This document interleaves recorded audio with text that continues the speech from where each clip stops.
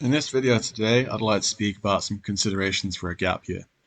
So if you're in the final year of your course and you're not quite sure where to head following that, I just want to give you a few different things to think about before you make a choice.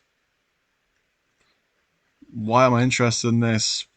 This will make more sense as I go on, but what I'd say firstly is I see so many students who I chat to in their final year over the last few months and say, "But what do you plan to do when you finish?" And I'm not expecting a completely clear answer and to have your life mapped out at 21, but the high proportion of people that have zero idea and are also so laid back about it does concern me. So I did feel the need to speak about this sort of area. So firstly, if you are thinking of a gap year, then yeah, there's lots of good elements of it. You can gain experience. And what I'd say before that is if you are watching this and you're a first, second year student in sports science, go back to this video here on the channel and get experience as early as you can. But if you're watching this and you're just about to finish your degree, then yeah, if you have no experience to this point, it may be worth getting a year or so and just padding out your CV. For example, if you'd like to be a strength and conditioning coach, it's extremely competitive. So that year of just day-to-day full-time coaching will really boost your CV. If you're thinking of physiotherapy and doing a conversion course, these are very competitive. So if you go for that course, get knocked back, that may be a sign that you need a year off to go and get some more experience, get involved in some research, get involved with some shadowing, anything physio related, which when you apply for the masters the next year, makes your application a lot stronger.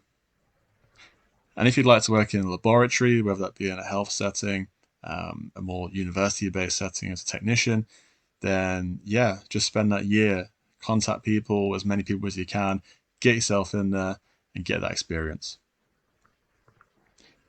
And whilst doing this experience in your gap year, you can network as well. And whenever I speak about networking, what I hear in return is I'm too busy to network. I've got my dissertation, I've got the stress of final year, I haven't got the time. So yeah, maybe you need that year to take stock and get your face out there. So I would say find people in your field.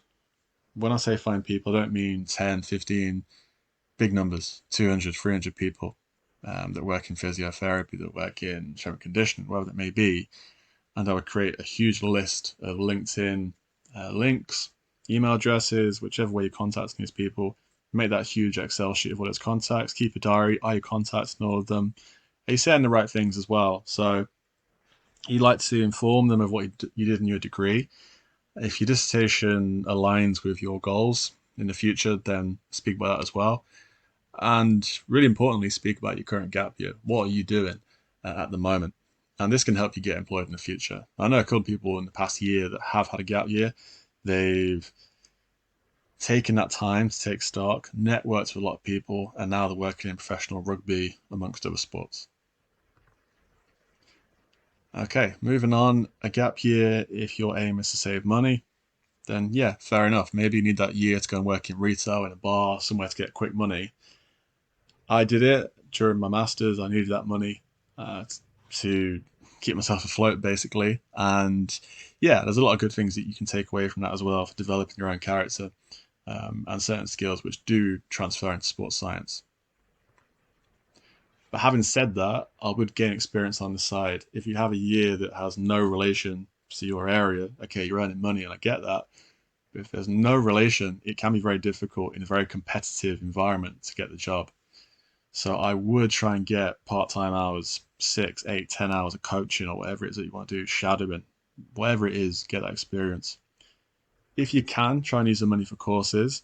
You don't want to throw money away on irrelevant courses or ones that kind of look a little bit shady, but if there are some real bona fide courses which will strengthen your applications in the future, first aid, mental health first aid, some UKSEA stuff, strength conditioning coaches, for example, these sorts of things will help you stand out. And there's no way of sugarcoating this and saying everything's going to be okay. It's hard. It's a hard year, that gap year or that year during your masters, but the sacrifice will pay off if you keep persevering and you have that resilience. And this is something I spoke about in a previous video on the channel.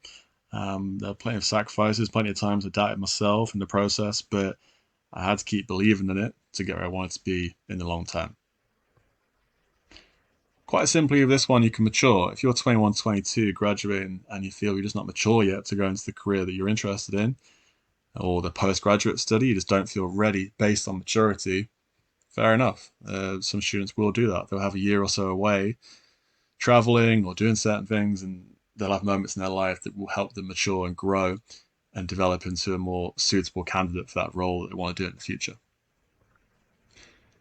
On the flip side, though, this is what I really want to stress. Some people get very, very complacent. They have a year off when there could be something good on the table. There could be a master's opportunity straight from their undergrad or an internship or a really good, relevant area to go into. But they see a bit of money in an irrelevant job, working in a bar, working in a restaurant. It's money, right? I've never had money before. I'm 21. This is big money, 18, 20 grand a year.